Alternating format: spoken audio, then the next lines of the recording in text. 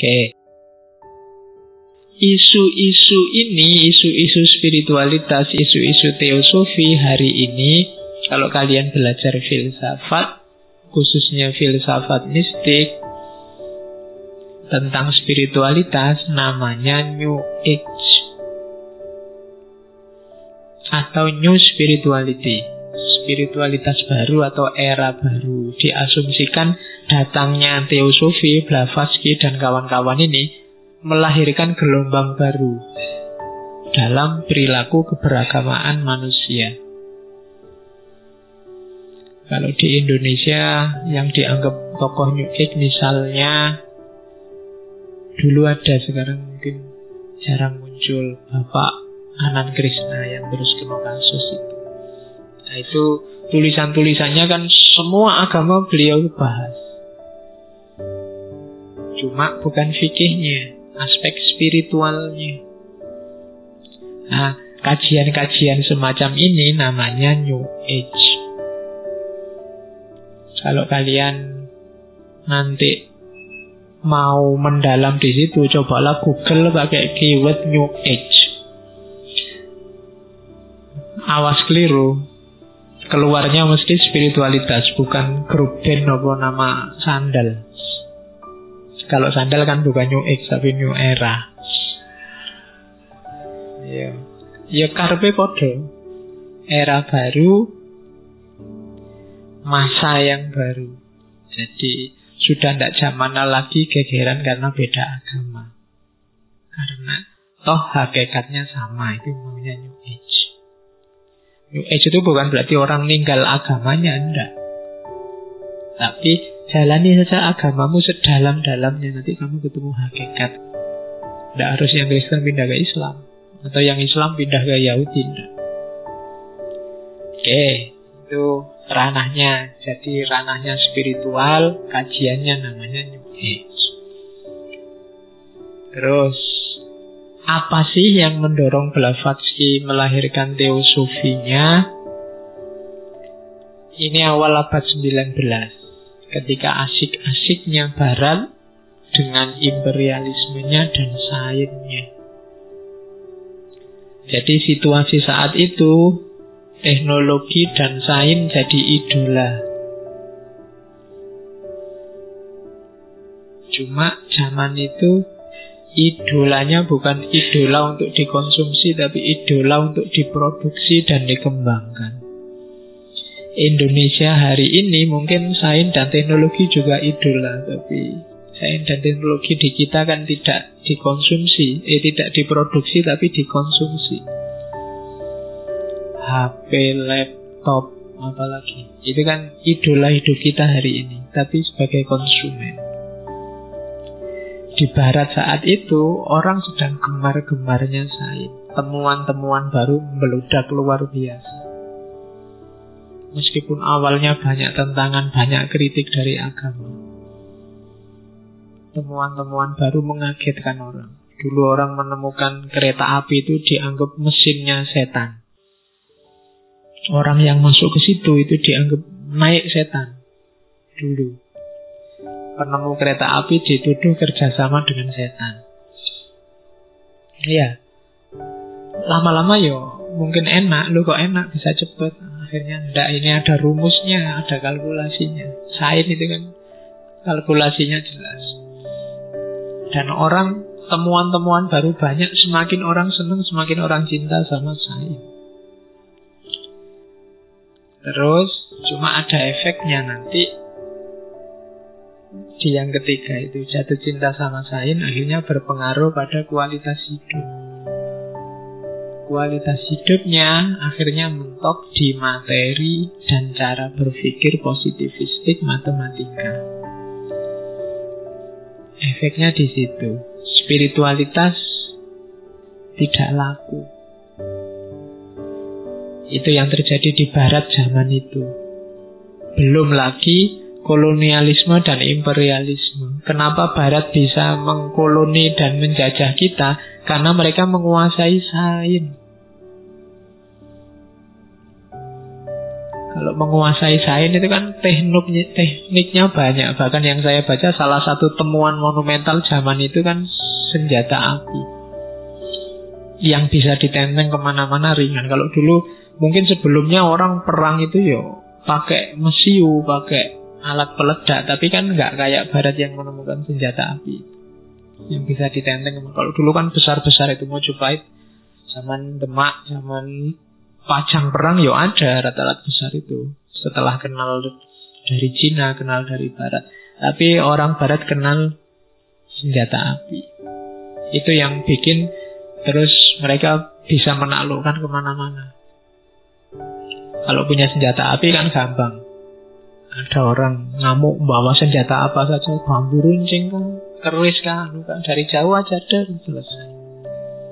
Kamu belajar di perguruan silat bertahun-tahun, kamu pakai jurus apa, mau Wiro Sableng apa, mau apa, monggo, tembak aja dari jauh selesai. Jadi mereka akhirnya bisa dengan bekal sains dan teknologi mendominasi dan membentuk peradaban sampai hari ini. Cuma efeknya apa? Nalarnya jadi material dan positivistik. Terlanjur jatuh cinta dan percaya sama materi. Akhirnya apa? Yang non-materi dibuang, ditinggalkan atau dipinggirkan. Namanya nanti sekuler. Sekuler itu agama yang ngurusi agama, sains urusan dunia, sains lebih penting. Atau nanti jadi deistik. Deistik itu ya sudah, Tuhan itu menciptakan alam terus selesai. Alam ini ada hukumnya, tugas kita mempelajari hukum alam. Tuhan sekarang nganggur. Ya, Tuhan itu nunggu besok setelah kiamat kita dihisap satu-satu. Sekarang tidak ngapa-ngapain, ya urusanmu sendiri, dunia ini sudah dikasih hukum alam. Itu pandangan deisme. Tuhan kayak tukang buat jam. Setelah jamnya dibikin kan sudah jalan sendiri. Nah, itu nalar deisme. Ekstrimnya nanti jadi ateis. Lebih ekstrim lagi jadi agnostik. Itu situasi awal abad 19. Dan nanti dari situ Blavatsky ingin menggali khazanah-khazanah spiritual, khususnya di timur, yang sangat mewarnai ajaran-ajarannya Blavatsky itu Buddhisme sama Hinduisme sebenarnya. Makanya ajarannya Blavatsky itu sering disebut neo-Hinduisme. Meskipun ada sentuhan-sentuhan mistiknya Yahudi, namanya Kabbalah. Ya, kalau Islam punya tasawuf, kalau Yahudi punya Kabbalah. Sama isinya ajaran-ajaran mistik. Jadi Blavatsky ini menjelajahi itu semua. Katanya Blavatsky, kenapa sih kok dia menjelajah ke sana? Ada dua masalah besar manusia. Masalahnya apa? The collective maturity of mankind. Kematangan kolektif manusia. Manusia ini kalau dihitung umur peradabannya, jane sudah tua. Kita sudah hidup ribuan tahun. Apalagi kalau dihitung sejak zaman Nabi Adam. Tapi perilakunya masih kanak-kanak. Cara menghadapi alam semesta sama sekali tidak dewasa. Cara hidupnya sama sekali tidak dewasa. Masih kayak anak kecil. Tidak pemimpinnya, tidak ulamanya, tidak rakyatnya. Itu kaya cah cilik kabeh. Tidak dewasa-dewasa kita. Kita selalu mengulang kesalahan yang sama berulang-ulang. Kita tidak matang-matang. Nenek moyang kita dulu mengalami apa, sekarang kita mengalami hal yang sama. Dan melakukan hal yang sama. Sekarang isu yang lagi rame, memanfaatkan agama untuk kepentingan politik. Itu tidak baru, tidak cuma sekarang. Dulu juga banyak dan sering. Kalau ada yang masih ingat ceritanya waktu ada perang Siffin antara Muawiyah dan Ali, itu kan waktu Muawiyah mau kalah, terus nyuruh Quran ditaruh di tombak sehingga pasukannya Ali nggak mau nyerang. Kenapa? Lah itu Quran ya. Kalau tak serang nanti menistakan agama. Pinternya Muawiyah. Lah itu kan Qurannya dimanfaatkan untuk kepentingan politik. Contoh vulgarnya begitu. Dan sejarah banyak berulang. Kita tidak matang-matang, kolektif majority. Kita tidak matang-matang dalam hidup kita. Itu yang digelisahkan oleh Blavatsky. Tragedi-tragedi besar kemanusiaan selalu berulang meskipun bentuknya berbeda. Dulu zaman jahiliyah ada orang ngubur anak perempuan hidup-hidup. Sekarang banyak orang melakukan aborsi.